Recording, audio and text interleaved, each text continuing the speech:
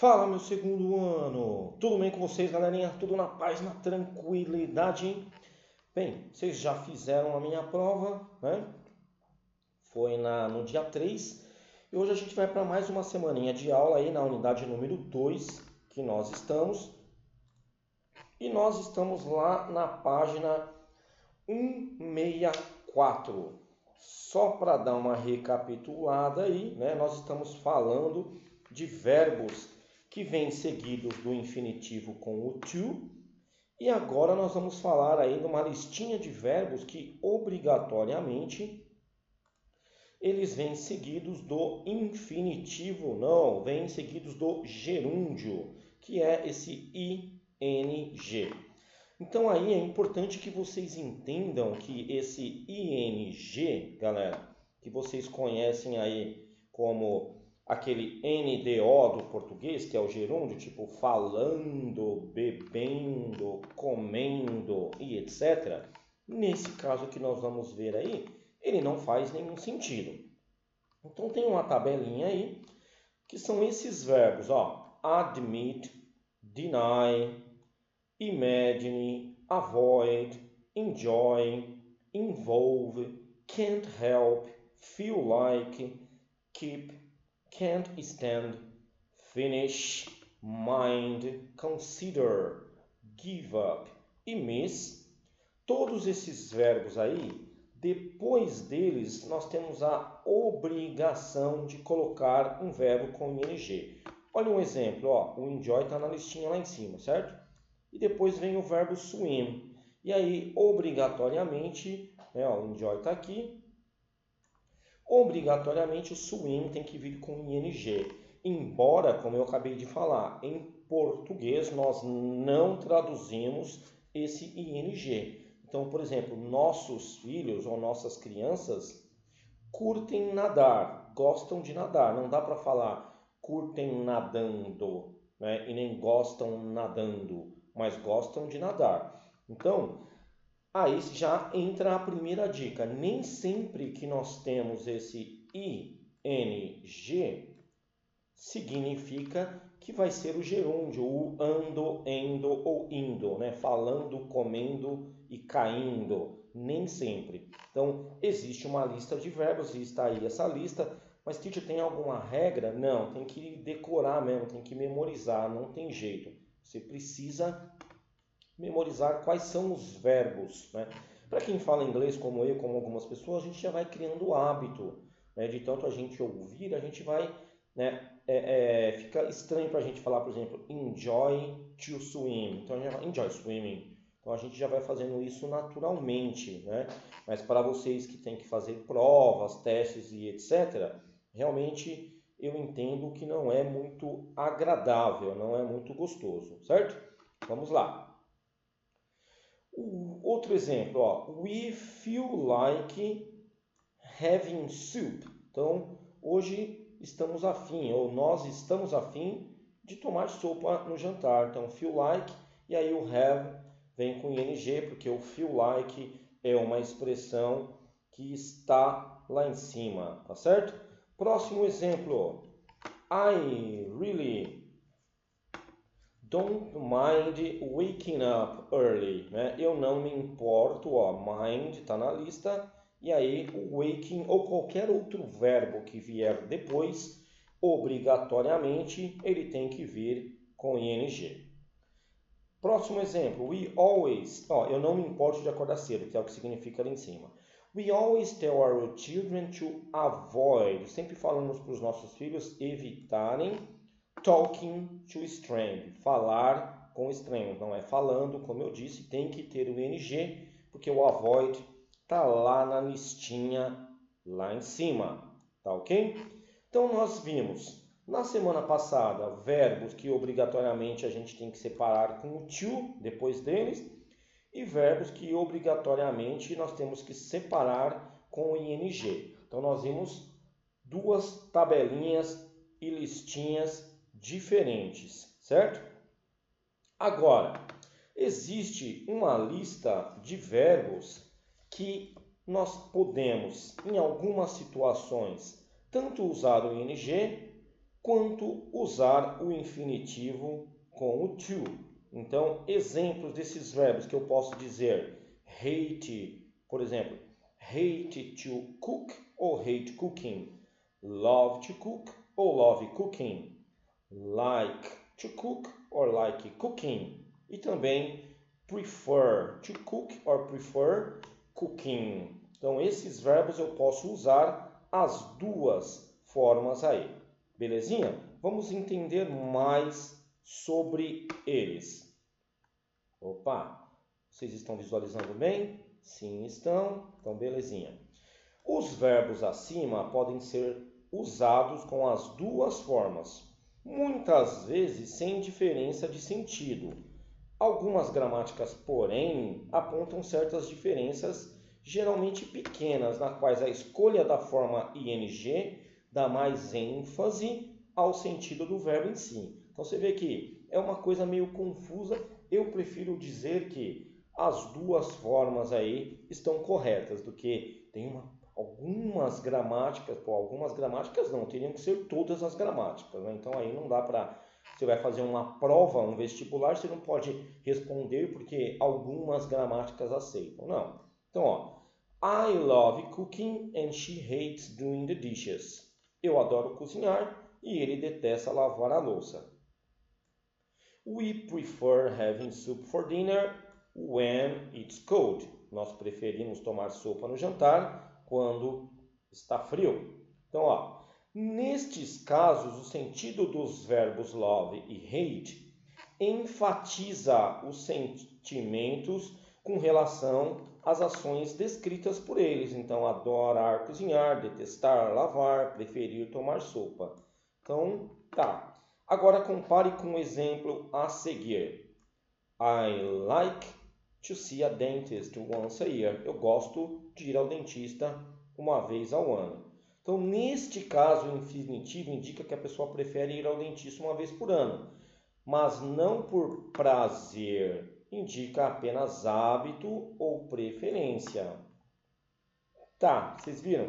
É um negócio meio confuso, ó. I hate to be late for meeting. Detesto chegar atrasado às reuniões.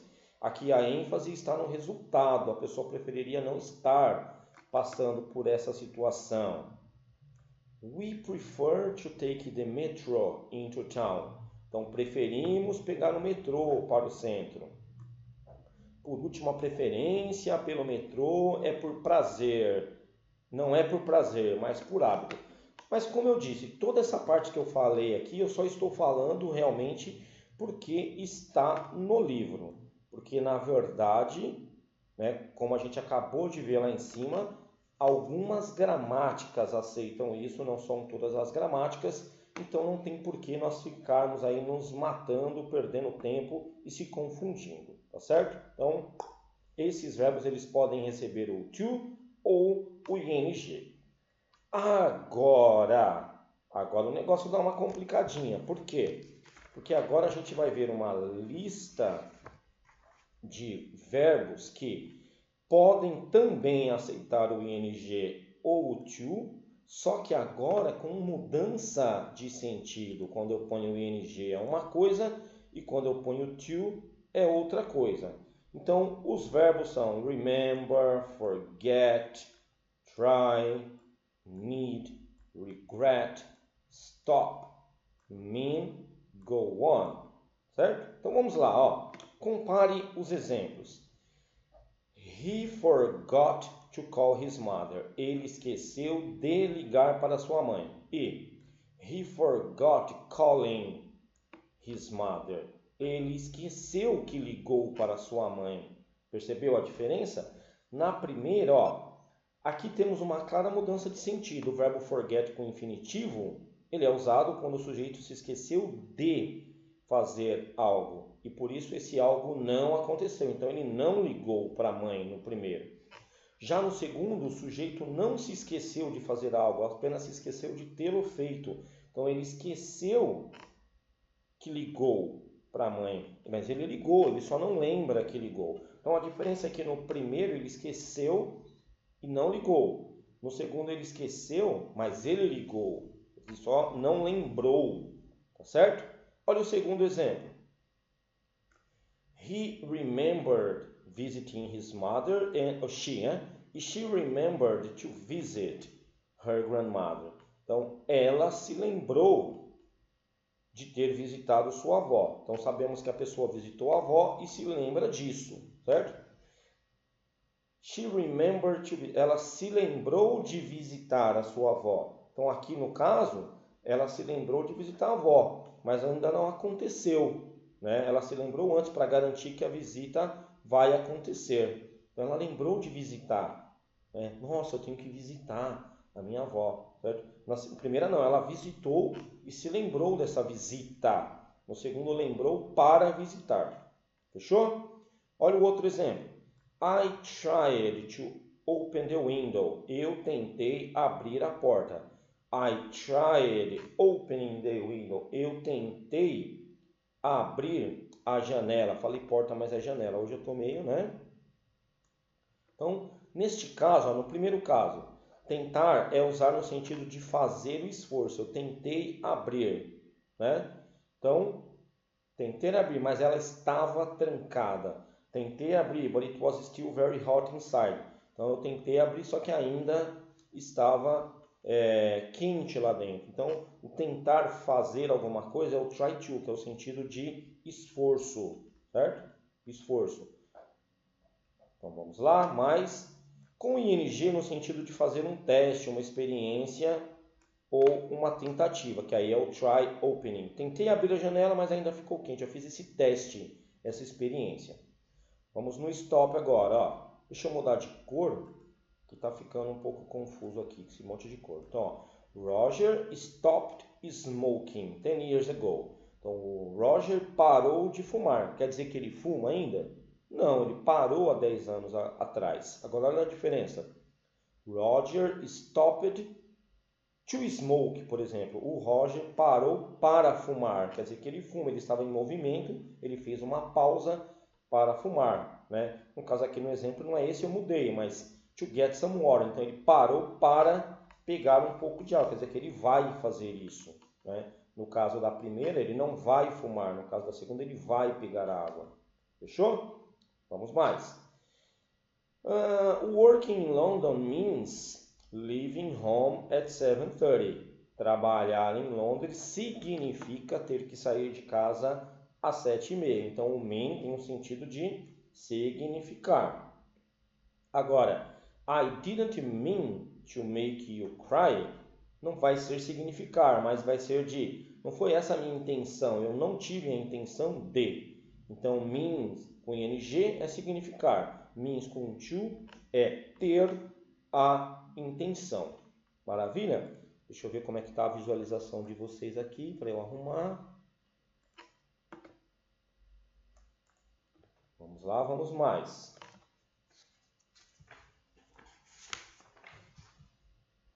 Bem, we went on playing the violin after everyone else had stopped. Então, continuou, ó, go on, passado went on, continuou fazendo o quê? Tocando violão. Continuar a fazer algo, certo? Agora olha o outro exemplo. The CEO made a presentation, then went on to thank. Então o presidente da empresa fez uma apresentação e depois passou aos agradecimentos, né, aos novos sócios. Então continuar uma performance no sentido de passar de uma ação para outra e não continuar fazendo a mesma coisa, como é o caso de tocar violino. We need to buy paint for the house. Precisamos comprar tinta para a casa. Então, um sujeito precisa fazer alguma coisa, né? Então, nós precisamos fazer o quê? Comprar. Agora, olha aqui. A casa precisa de pintura. Então, alguma coisa precisa ser feita. É a voz ativa com a voz passiva. Tem mais? Tem mais. I regret posting those photos. Eu me arrependi de postar. We regret to inform. Nós lamentamos ou nos arrependemos informar que seu voo foi cancelado. Então, regret. ele tem um significado aí de lamentar-se de algo que está sendo anunciado, né? Se arrepender também, dá no mesmo sentido aí. Vamos mais, estamos quase chegando no finalzinho dessa parte aí. Verbos seguidos por infinitivo sem o to. Então aqui é uma exceção onde os verbos não usam, depois do let e depois do make, não usa nada, não usa nem o to, né? E nem o ing. Olha os exemplos. Let me show, ó. Deixe-me mostrar. They make us wait. Eles nos fizeram esperar. Então isso daí acontece, né? Porque nós temos aí um pronome pessoal aqui no meio, né? Então, ó, tem o me, tem o us. Então, quando a gente encaixa esse pronome pessoal aí no meio, ele acaba não tendo a necessidade aí de encaixar um to ou de encaixar um ing. Continuando. Help pode ser seguido por infinitivo com ou sem o to. Então, she helped me to find. Então, aqui é um exemplo onde tem o pronome pessoal, mas não é o let e o make. O help ele pode ou não ter o to. Então, minha dica, já que ele não precisa ter, então é melhor você guardar que depois do pronome pessoal me, o you, o us, você não precisa colocar to, não precisa colocar nada. Eu prefiro lembrar assim do que me confundir, ficar desesperado aí e ainda cometer erros, não é verdade? Verbos seguidos por ing ou o infinitivo sem o to.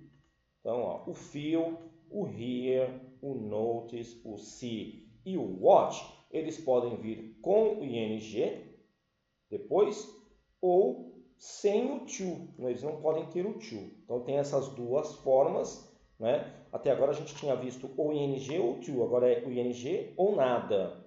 Então, quando seguidos por ing, esses verbos enfatizam a ação ou evento em curso. Quando seguidos por infinitivo sem to, a ênfase é no evento como um todo, como se estivesse completo e não no curso. Em ambos os casos, é necessário um objeto direto entre o verbo e o outro verbo com ing ou infinitivo. Bem, tudo isso é blá blá blá, né, galera? Porque como você pode um ou outro, então esse negócio de dar ênfase ou não é muito relativo, né? Exemplo, ó. She heard people shouting. Então, ela ouviu pessoas gritando. She heard a child shout. Ela ouviu uma criança gritar. Então, tá no mesmo aí. Não tem nada de, ai meu Deus, tem ênfase. Isso é mimimi, né? Blá, blá, blá. Só para confundir todo mundo aí. Não tem necessidade. E aí, para a gente finalizar essa unidade, essa parte aí, nós vamos para adjetivos formados com ing e ed. Então aí, galera, tem que tomar cuidado, porque nós temos o ing, todo mundo acha que é para pôr no verbo, mas não, a gente pode usar o ing em adjetivos. O ed, todo mundo acha que é para colocar no passado nos verbos. Não, nós podemos usar o ed em adjetivos. Olha os exemplos. Interesting e interested, certo? Qual é a diferença, pessoal? Guardem isso. O ing é quando você fala de uma situação. Então, por exemplo, isto é interessante, o jogo foi interessante, a aula foi interessante, ela é uma pessoa interessante. E o ed é quando eu falo sobre as emoções e os sentimentos. Eu estou interessado, ela estava muito interessado, nós nos interessamos pelo assunto. Então é essa a diferença, tá? Então, ó, surprising, surpreendente, alguma coisa. Surprised, surpreso, eu estou. Amazing, incrível, alguma coisa é incrível. Amazed, chocado, surpreso, eu. Shocking é chocante, é alguma coisa. Shocked, eu, chocado. Beleza? Vamos ver nos exemplos. Como... Nossa, espera aí que faltou o ar agora. Deixa eu só tomar uma aguinha rapidinho.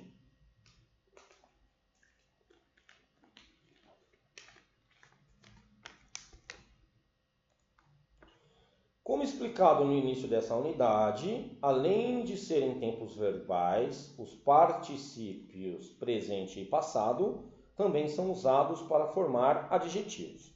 Os adjetivos terminados em ing correspondem a algo que causa determinado sentimento, sensação, impressão. Já os terminados em ed descrevem o efeito desse sentimento na pessoa. Ele teve uma vida interessante, nós ficamos interessados na vida dele. Tudo que eu já falei, né? Eles revelaram informações surpreendentes. Ficamos surpresos com as informações reveladas. A artista é maravilhosa, ficamos maravilhados. Percebeu? É uma situação, uma opinião e um sentimento. O comportamento dele foi chocante. Ficamos chocados com o comportamento dele.